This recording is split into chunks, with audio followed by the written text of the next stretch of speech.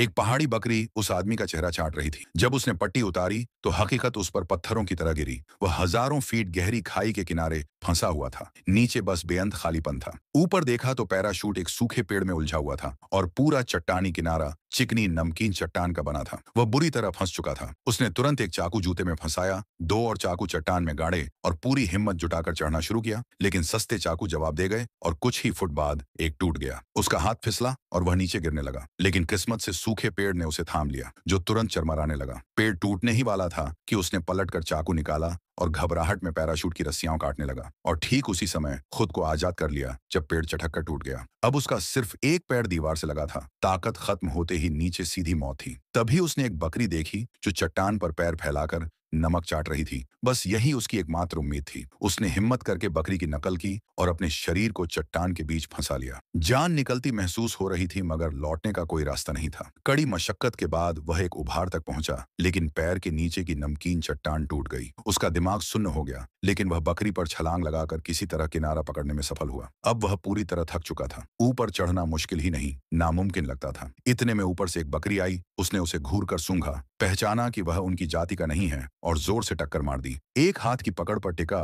वह फिर कोशिश करने लगा, लेकिन बकरी ने दोबारा हमला किया। इस बार उसने उसके सींग पकड़ ली। बकरी घबरा गई और पीछे हटने लगी और इसी खींचतान में वह आदमी ऊपर खींच गया। आखिरकार वह चोटी पर पहुंच गया। उसे यकीन नहीं हो रहा था कि अंत में उसी बकरी ने उसकी जान बचाई। उसने प्यार से उसे थपथपाया। सच्चाई यह है कि जानवरों के भी दिल होते हैं।